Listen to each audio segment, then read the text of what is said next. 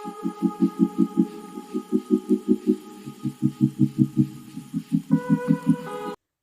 Friends, welcome to law Malayali.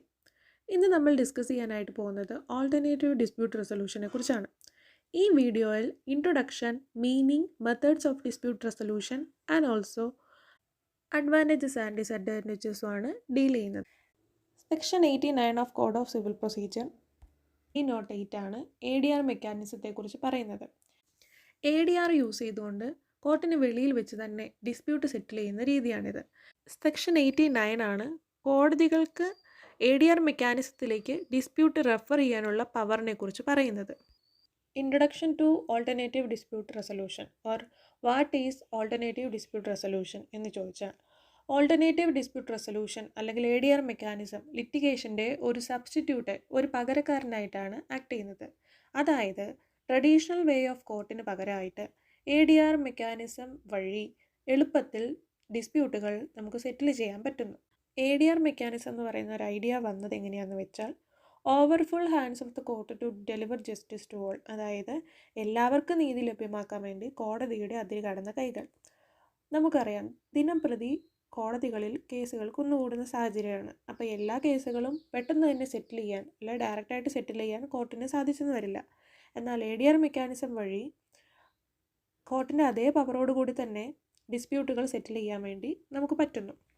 ADR ഉപയോഗിച്ച് ഡിസ്പ്യൂട്ടുകൾ settlement ചെയ്യുന്നത് കൊണ്ട് തന്നെ രണ്ട് പാർട്ടീസിനും വിൻ വിൻ സിനാരിയോ ആണ് ഉണ്ടാകുന്നത്. അതായത് രണ്ട് പാർട്ടീസിനും അക്സെപ്റ്റബിൾ ആയിട്ടുള്ള ഒരു സെറ്റിൽമെൻ്റ് ആയിരിക്കും നമ്മൾ ഡിസ്പ്യൂട്ട് സെറ്റിൽ ചെയ്യുമ്പോൾ ചെയ്യുന്നത്. അടുത്ത പോയിന്റ് പറയുന്നത് allows for resolution of issues without lengthy and costly trials.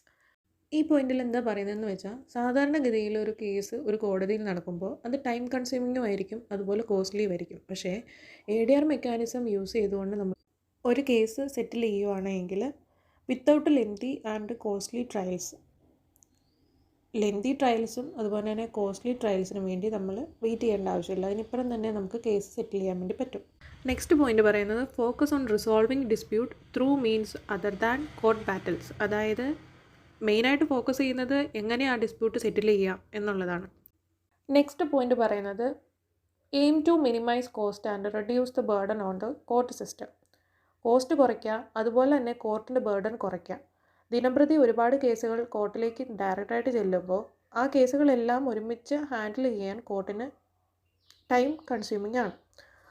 Out of കോർട്ടായിട്ട് കേസുകൾ സെറ്റിൽ ചെയ്യുമ്പോൾ അത്രയും എണ്ണങ്ങൾ കുറവായിരിക്കും ഉണ്ടാവുക. ഒബ്ജക്റ്റീവായിട്ട് പറയുന്നത് judicial and non judicial dispute റെസൊല്യൂഷനെ ബ്ലെൻഡ് ചെയ്തുകൊണ്ട് ADR മെക്കാനിസത്തിനെ കൂടുതലായിട്ടും ഇന്ത്യൻ ജുഡീഷ്യൽ സിസ്റ്റത്തിലേക്ക് കൊണ്ടുവരിക എന്നതാണ് ഒബ്ജക്റ്റീവ്. ADR മെക്കാനിസത്തെക്കുറിച്ച് പറയുമ്പോൾ അതിന് മുമ്പ് തന്നെ പറയേണ്ട രണ്ട് സിസ്റ്റമാണ് അഡ്വൈസറി സിസ്റ്റവും ഇൻക്വിസിറ്റോറിയൽ സിസ്റ്റം. ഇവ രണ്ടും ഡിഫറെൻറ്റ് മെത്തേഡ്സ് ഓഫ് ഡിസ്പ്യൂട്ട് റെസൊല്യൂഷനാണ്. നമ്മൾ ഫോളോ ചെയ്യുന്നത് അഡ്വൈസറി സിസ്റ്റമാണ്. അതായത് കോമൺ ലോ കൺട്രീസ് എല്ലാം ഫോളോ ചെയ്യുന്നത് അഡ്വൈസറി സിസ്റ്റമാണ്. സിവിൽ ലോ കൺട്രീസ് എല്ലാം ഫോളോ ചെയ്യുന്നത് ഇൻക്വിസിറ്റോറിയൽ സിസ്റ്റമാണ്. അഡ്വൈസറി സിസ്റ്റത്തിൽ judge act as A referee. ഒരു റെഫറി ആക്ട് ചെയ്യുന്നത് എങ്ങനെയാണോ അതുപോലെയാണ് ജഡ്ജ് അഡ്വൈസറി സിസ്റ്റത്തിൽ ആക്ട് ചെയ്യുന്നത്. അതായത് പ്രോസിക്യൂഷനും ഡിഫൻസും ആയിരിക്കും കേസ് പ്രസൻറ്റ് ചെയ്യുന്നതും എവിഡൻസ് പ്രസൻറ്റ് ചെയ്യുന്നതും ആർഗ്യുമെൻറ്റ്സ് നടത്തുന്നതും. The judge or jury knows nothing on the litigation until the parties present their cases to the decision maker. പാർട്ടീസിൻ്റെ അഡ്വക്കേറ്റ്സ് ഈ കേസ് പ്രസൻറ്റ് ചെയ്യുന്ന സമയത്ത് മാത്രമായിരിക്കും ജഡ്ജിന് ഈ കേസിനെക്കുറിച്ച് അറിവുണ്ടായിരിക്കുക. പക്ഷേ ഇൻക്വിസിറ്റോറിയൽ സിസ്റ്റത്തിൽ വേറെയാണ്. ഇൻക്വിസിറ്റോറിയൽ സിസ്റ്റത്തിൽ the judge actively investigate the case. അതായത് അഡ്വൈസറി സിസ്റ്റത്തിൽ പ്രോസിക്യൂഷനും ഡിഫൻസും ചെയ്തത് എന്താണോ അതാണ് ഇൻക്വിസിറ്റോറിയൽ സിസ്റ്റത്തിൽ ജഡ്ജ് ചെയ്യുന്നത്. ജഡ്ജായിരിക്കും കേസ് ഇൻവെസ്റ്റിഗേഷൻ നടത്തുന്നതും എവിഡൻസ് കളക്ട് ചെയ്യുന്നതും അതുപോലെ വിറ്റ്നസിനെ എക്സാമിൻ ചെയ്യുന്നതും എല്ലാം ജഡ്ജ് തന്നെയായിരിക്കും. അതായത് playing a more active role in determining the truth.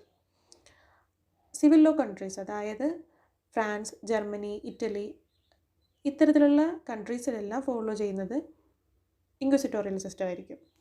ഇനി നമുക്ക് ഓൾട്ടർനേറ്റീവ് ഡിസ്പ്യൂട്ട് റെസൊല്യൂഷൻ മെത്തേഡ്സ് ഏതൊക്കെയാണെന്ന് നോക്കാം. ഒരു കേസ് ഉണ്ടാകുമ്പോൾ അല്ലെങ്കിൽ ഒരു ഡിസ്പ്യൂട്ട് ഉണ്ടാകുമ്പോൾ ഏറ്റവും ബെസ്റ്റ് വേ അത് സോൾവ് ചെയ്യാൻ എന്ന് പറയുന്നത് കോർട്ട് വഴി തന്നെ പ്രൊസീഡ് ചെയ്യുന്നതായിരിക്കും. പക്ഷേ കോർട്ട് വഴി നമുക്കൊരു കേസ് പ്രൊസീഡ് ചെയ്യണമെങ്കിൽ നമുക്കൊരു ലോയറിൻ്റെ ഹെൽപ്പ് ആവശ്യമാണ്. അതുപോലെ തന്നെ കോർട്ട് വഴി ഒരു ഡിസ്പ്യൂട്ട് സെറ്റിൽ ചെയ്യുകയെന്ന് വെച്ചാൽ ടൈം കൺസ്യൂമിങ്ങുമാണ്, കോസ്റ്റ്ലിയുമാണ്. ADRൻ്റെ ഫസ്റ്റ് മെത്തേഡ് നെഗോസിയേഷനാണ്. നെഗോസിയേഷൻ എന്ന വേർഡ് ലാറ്റിൻ വേർഡായിട്ടുള്ള നെഗോസിയത്തിൽ നിന്നാണ് വന്നത്. അതുപോലെ നെഗോസിയേഷൻ ഒരു ഇൻഫോർമൽ അപ്രോച്ചാണ്. പാർട്ടീസിന് അവർക്ക് തന്നെയായിട്ടും അല്ലെങ്കിൽ അവരുടെ ലോയേഴ്സിനായിട്ടും ഈ നെഗോസിയേഷൻ വഴി ഡിസ്പ്യൂട്ട് സെറ്റിൽ ചെയ്യാവുന്നതാണ്. അതുപോലെ തന്നെ നെഗോസിയേഷൻ എന്ന് പറയുന്നത് ഒരു ക്വിക്കസ്റ്റും അതുപോലെ ചീപ്പസ്റ്റും ആയിട്ടുള്ളൊരു മെത്തേഡാണ്. പാർട്ടീസ് ഡിസ്പ്യൂട്ട് സെറ്റിൽ ചെയ്തതിന് ശേഷം അവരൊരു കോൺട്രാക്റ്റിൽ എൻ്റർ ചെയ്യുന്നു. അതുപോലെ ഒരു തേർഡ് പാർട്ടി കൺട്രോളിങ് നെഗോസിയേഷനിൽ ഉണ്ടായിരിക്കുന്നതല്ല.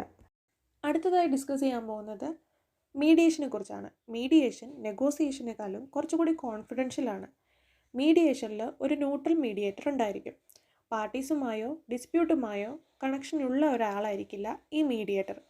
മീഡിയേറ്ററാണ് പാർട്ടീസിനെ ഡിസ്പ്യൂട്ട് സെറ്റിൽ ചെയ്യാനും അവർ തമ്മിലുള്ള ഒരു അമിക്കബിൾ എഗ്രിമെൻറ്റിലേക്ക് എത്തിച്ചേരാനും സഹായിക്കുന്നത്. മീഡിയേറ്ററിന് പേഴ്സണൽ ഒപ്പീനിയൻസ് ഡിസ്പ്യൂട്ടിന് കൊടുക്കാൻ പാടില്ല. പാർട്ടീസ് തമ്മിലുള്ള ഡിസ്പ്യൂട്ട് സെറ്റിൽ ചെയ്യുക, പാർട്ടീസിന് അവരുടെ ഒപ്പീനിയൻസ് എക്സ്പ്രസ് ചെയ്യാനുള്ള ചാൻസ് ഒരുക്കുക, അവർ തമ്മിലുള്ള ഒരു അമിക്കബിൾ എഗ്രിമെൻറ്റിലേക്ക് എത്തിക്കുക എന്നുള്ളത് മാത്രമാണ് മീഡിയേറ്ററിൻ്റെ ഡ്യൂട്ടി.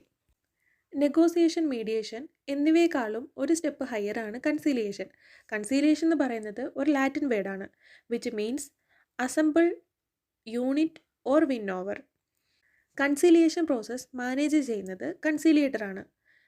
കൺസീലിയേറ്റർ മീഡിയേറ്ററിൻ്റെ അതേ ഡ്യൂട്ടീസ് തന്നെയാണ് ചെയ്യുന്നതെങ്കിൽ പോലും കൺസീലിയേഷനും മീഡിയേഷനുമുള്ള മെയിൻ ഡിഫറൻസ് എന്ന് പറഞ്ഞാൽ കൺസീലിയേറ്ററിന് പാർട്ടീസിന് ഡിസ്പ്യൂട്ട് സെറ്റിൽ ചെയ്യാൻ സജഷൻസ് കൊടുക്കാൻ പറ്റും.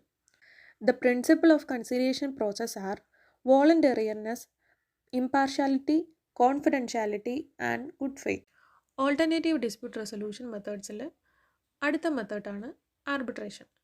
പാർട്ടീസ് ആർബിട്രേഷൻ വഴിയാണ് കേസ് സെറ്റിൽ ചെയ്യാൻ തീരുമാനിക്കുന്നതെങ്കിൽ ആർബിട്രേഷൻ ആക്ട് 1996 ആയിരിക്കും ആപ്ലിക്കബിൾ ആവുക. പാർട്ടീസിന് സ്വമേധയാൽ ആർബിട്രേറ്ററിനെ അപ്പോയിൻറ്റ് ചെയ്യാൻ സാധിക്കുന്നതാണ്. അഥവാ പാർട്ടീസിന് അതിന് സാധിച്ചില്ല എങ്കിൽ കോർട്ട് പാർട്ടീസിന് വേണ്ടി ആർബിട്രേറ്ററിനെ അപ്പോയിൻറ്റ് ചെയ്യുന്നതായിരിക്കും. ആർബിട്രേഷൻ പ്രൊസീഡിങ്സ് ഒരു കോർട്ട് പ്രൊസീഡിങ്സിൻ്റെ സിമിലർ ആയിട്ട് തന്നെയായിരിക്കും നടക്കുക. The decision taken by the arbitrator is called award. Award വന്നതിന് ശേഷം പാർട്ടീസ് അവാർഡ് ഒബേ ചെയ്തില്ല എങ്കിൽ കോർട്ട് ഓർഡർ ഉണ്ടാവും. സീരിയസ് ഇറഗുലാരിറ്റി ഉണ്ടെങ്കിൽ മാത്രമേ ആർബിട്രൽ അവാർഡിനെ ചലഞ്ച് ചെയ്യാൻ പറ്റുള്ളൂ.